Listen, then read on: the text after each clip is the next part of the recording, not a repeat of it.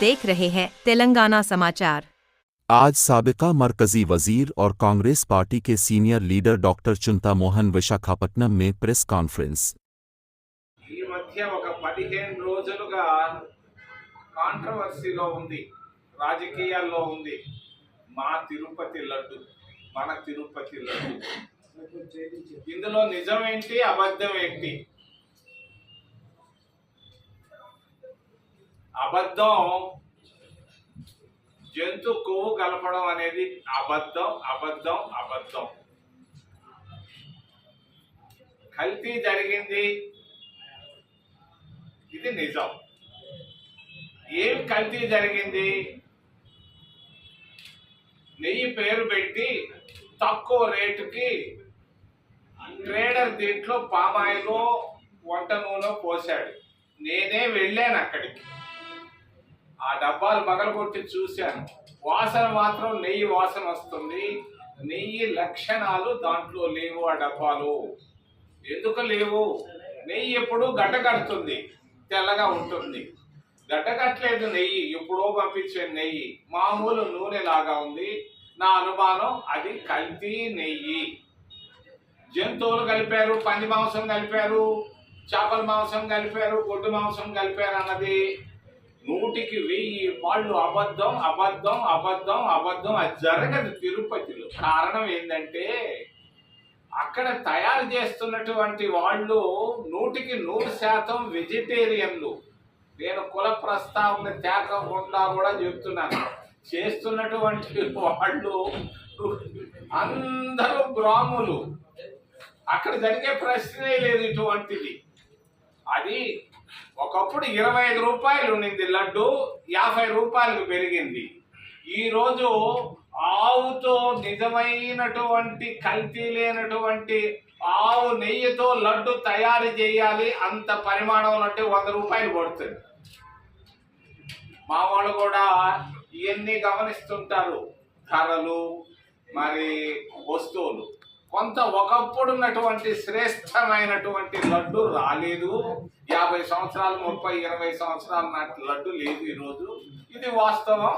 దాంట్లో కొంచెం కల్తీ జరిగింది. కానీ చంద్రబాబు నాయుడు ఈ విషయంలో మాట్లాడకుండా ఉంటే చాలా బాగుండేది. చంద్రబాబు నాయుడు స్థాయి పెద్దది, ఈరోజు ముఖ్యమంత్రి. ఆయన మాట్లాడటం అనేది తప్పు, నేను ఖండిస్తున్నాను. దాన్ని నిన్న పవన్ కళ్యాణ్ కూడా అనవసర రాద్ధాంతం చేస్తున్నాడు తిరుపతిలో. మా తిరుపతి క్షేత్రానికి, పుణ్యక్షేత్రానికి నష్టం చేస్తున్నటువంటి భారతీయ జనతా పార్టీ, పవన్ కళ్యాణ్ పార్టీ, మరి తెలుగుదేశం పార్టీని నేను ఖండిస్తున్నా. ఈ పుణ్యక్షేత్రంలో రాజకీయాలు వద్దు. ఇది అయోధ్య కాదు, ఇది పవిత్రమైనటువంటి మరి 100 కోట్ల మంది విశ్వాసం, భక్తి మరి నమ్మకం ఉన్నటువంటి ప్రాంతాన్ని మీరు అపవిత్రం చేయడం అనేది తప్పు, నేను ఖండిస్తున్నా. మరి ఈరోజు సుప్రీంకోర్టులో ఉంది. ఏం చేయగలదు సుప్రీంకోర్టు? ఎప్పుడో సంవత్సరాల క్రితం కల్తీ వచ్చుంటే ఈరోజు ఏం చేయగలదు? ధర్మాసనాలు పని కాదు ఇది. ధర్మాసనాలు చూడాల్సింది దేశంలో భారత రాజ్యాంగ పరిరక్షణ. అంతేగాని ఏదో ఎవడో పిటిషన్ వేయగానే దాన్ని స్వీకరించడం, దాని గురించి మాట్లాడడం ఆపడం మంచిది. దీన్ని తిరుమల పవిత్రతను సుప్రీంకోర్టు దృష్టికి, దర్యాప్తు సంస్థల దృష్టికి తీసుకెళ్తే మరి దేశం నష్టపోతాయి, ప్రాంతాలు నష్టపోతాయని తెలియజేస్తూ, రెండవది ఆంధ్రప్రదేశ్ రాష్ట్రం. చంద్రబాబు నాయుడు ముఖ్యమంత్రి 100 రోజులు దాటిపోయింది. ఆయన 6 సూపర్ 6 అని చెప్పాడు. ఒక్క 6 కొట్టలేదు. ఏదో పెన్షన్ ఇచ్చుకుంటా పోతున్నాడు. అందరూ ఆ సూపర్ 6 వైపు చూస్తున్నారు. సూపర్ 6ను వెంటనే రేవంత్ రెడ్డి అక్కడ ముఖ్యమంత్రి కర్ణాటక వాళ్ళలాగా సూపర్ 6 కంప్లీట్ చేయాలని తెలియజేస్తూ, ఆంధ్ర అంటే 2 అంటున్నాడు, ఏపీ అంటున్నాడు. ఏ అంటే అమరావతి, పి అంటే పోలవరం.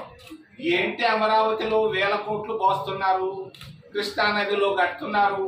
ఇదేమన్నా ఆలోచనో అనాలోచనో నేను మాట్లాడదలుచుకోలేదు, కానీ ఆలోచించాల్సిన అవసరం కూడా ఉంది. కృష్ణా నదిలో మరి మరి రాజధాని కట్టడాన్ని గురించి మళ్ళా ఆలోచించమని చంద్రబాబు నాయుడిని నేను సున్నితంగా తెలియజేస్తూ, పోలవరం ప్రాజెక్టు నాదెళ్ల భాస్కర్ రావు వ్యవసాయ మంత్రిగా, నాదెళ్ల మనోహర్ నాయన వ్యవసాయ మంత్రిగా ఉన్నప్పుడు వేశారు పునాది రాయి. ఆ పునాది రాయి దాదాపుగా 40 సంవత్సరాలు అయితే 30,000 కోట్ల రూపాయలు దీనిపైన ఖర్చు పెట్టారు. ఈ 30,000 కోట్ల రూపాయల్లో అసలు ఎంత ప్రాజెక్టు పైన పెట్టారు, ఎంత రిహాబిలిటేషన్ పైన ఖర్చు పెట్టారు, ఇంకా ఒక 30,000 కోట్ల రూపాయలు కావాలంటున్నారు. నేను అడిగాను చంద్రబాబు నాయుడు క్రితంలో వచ్చినప్పుడు, మరి రాజశేఖర్ రెడ్డి ఎంత ఖర్చు పెట్టాడు, చంద్రబాబు నాయుడు ఎంత ఖర్చు పెట్టాడు, కిరణ్ కుమార్ రెడ్డి ఎంత ఖర్చు పెట్టాడు, జగన్మోహన్ రెడ్డి ఎంత ఖర్చు పెట్టాడు, ఈ లెక్కలు తెలియాల్సిన అవసరం ఉంది. ఈరోజు పోలవరం ప్రాజెక్టు ఇది అంతర్జాతీయంగా ఇది ఒక ఫ్రాడ్. నేను చెప్తున్నాను ధైర్యంగా, ఇది ఒక ఫ్రాడ్. మరి ఇది పోలవరం కాదు, ఇది పాలిటీషియన్లకు వరంగా తయారైంది, కాంట్రాక్టర్లకు వరంగా తయారైంది. ఇందులో 100,000 కోట్ల రూపాయలు సంపాదించుకొని కొందరే బాగుపడుతున్నారు, ప్రజల వరంగా మారలేదు. దీని గురించి, పోలవరాన్ని గురించి నేను జాగ్రత్త పడాలి. అక్కడ కాళేశ్వరం ప్రాజెక్టు పైన ఎంక్వైరీ జరుగుతుంది, ఇక్కడ ఎందుకు జరగటం లేదు? 1,000 కోట్లు ఎడ ఖర్చు పెట్టారు, దీనిపైన ఎంక్వైరీ కూడా అవసరమని తెలియజేస్తూ, పోలవరాన్ని గురించి నేను జాగ్రత్త పడాలి. అక్కడ కాళేశ్వరం ప్రాజెక్టు పైన ఎంక్వైరీ జరుగుతుంది, ఇక్కడ ఎందుకు జరగటం లేదు? 1,000 కోట్లు ఎడ ఖర్చు పెట్టారు, దీనిపైన ఎంక్వైరీ కూడా అవసరమని తెలియజేస్తూ, విశాఖ ఉక్కు ఆంధ్రుల హక్కు. నేను కూడా విద్యార్థిగా మరి ఆ రోజుల్లో ఎండల్లో తిరిగాం. అమృతరావు దీక్షలు నాకు బాగా గుర్తుంది. బ్రహ్మానంద రెడ్డి మరి ఇందిరాగాంధీల సమక్షంలో పునాది రాయి వేశారు, పూర్తి చేశారు విశాఖ ఉక్కు. ఈరోజు అన్నిటికంటే విశాఖపట్నానికి ముఖ్యమైన గుర్తింపు ఉండేది ఉక్కు ఫ్యాక్టరీ. ఈ ఉక్కు ఫ్యాక్టరీని భారతీయ జనతా పార్టీ కుట్ర చేస్తూ ఉంది. అక్కడ ఉన్నటువంటి 1,000 ఎకరాలని రియల్ ఎస్టేట్ వాళ్ళకి ఇచ్చి దాంట్లో నుంచి డబ్బు తీసుకోవాలన్న వాళ్ళ ఆలోచనతో దీనిపైన కుట్ర చేస్తున్నారు. ఈ కుట్రని ఆపగలిగిన వాడు ఒక్కడు, ఇంకెవరు ఆపలేరు.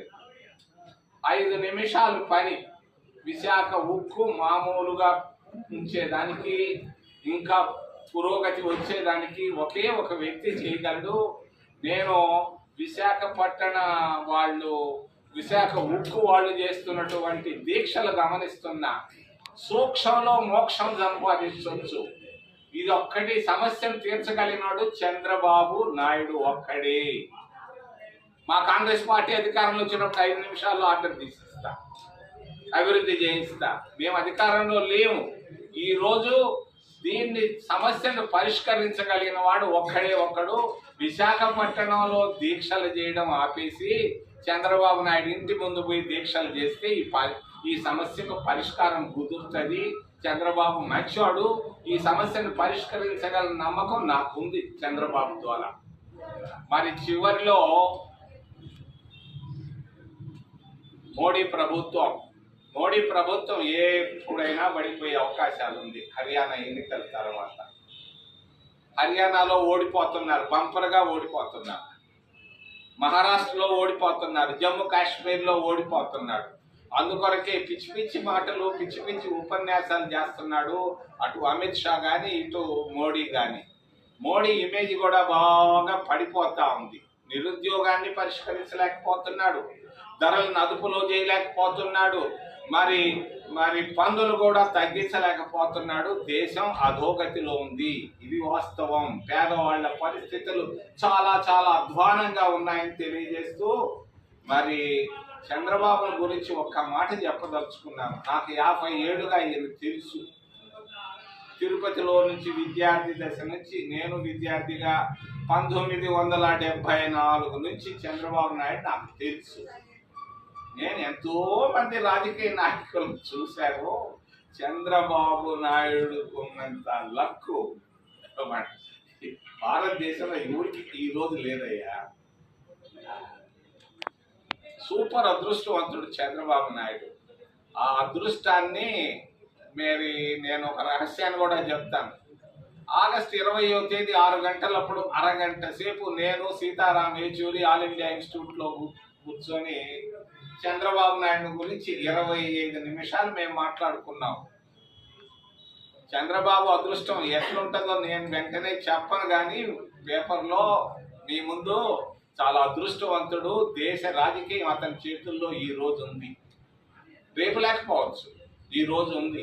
అందుకొరకే నేను విశాఖపట్నం ఉక్కు దాన్ని వెంటనే విశాఖ ఉక్కుని రక్షించాల్సిందిగా వేరే దీక్షలు వద్దు, ఏమీ వద్దు.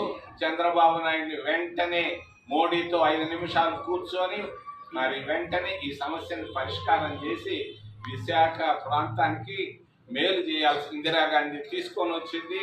ఇందిరాగాంధీ కాంగ్రెస్ పార్టీ పూర్తి చేసింది. చంద్రబాబు నాయుడు ఏమాత్రం ఆలస్యం చేసినా కూడా ఇది ఒక రియల్ ఎస్టేట్ గా మార్చే కుట్రలు జరుగుతున్నాయి ఢిల్లీలో. కుమారస్వామి వల్ల కాదు, ఇంకొకటి వల్ల కాదు, కాగలిగిందల్లా చంద్రబాబు నాయుడే.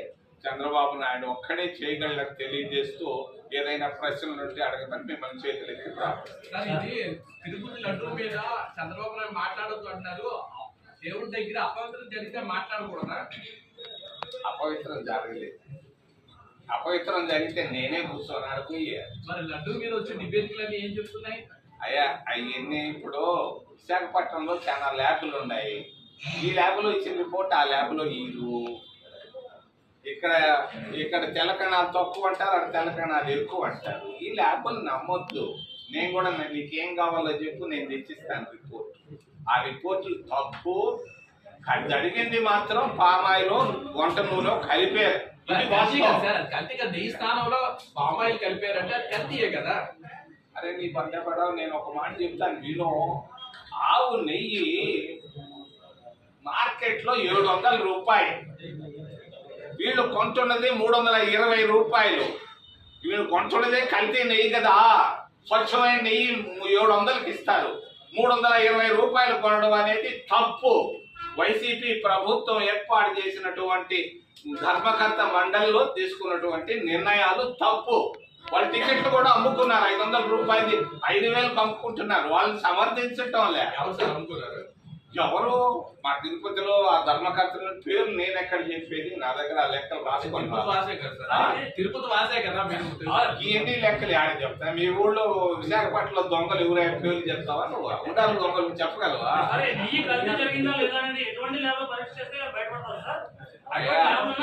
అయ్యా ఇప్పుడు జరగటం లే, జరిగిపోయింది. ఎప్పుడు లడ్లు కూడా అమ్మకం అయిపోయినాయి. 2 నెలల నాడు 3 నెలల నాడు. ఇప్పుడు ఉన్నటువంటిది కాస్తో కోస్తో పరిశుద్ధమైన నెయ్యి అమ్ముతున్నారు. అది అయిపోయింది. ఇప్పుడు వచ్చిన సమస్య ఏంటంటే మా లడ్డు పవిత్రత తిరుపతి పుణ్యక్షేత్రం పవిత్రత కాపాడాల్సిన బాధ్యత మనందరి పైన ఉంది.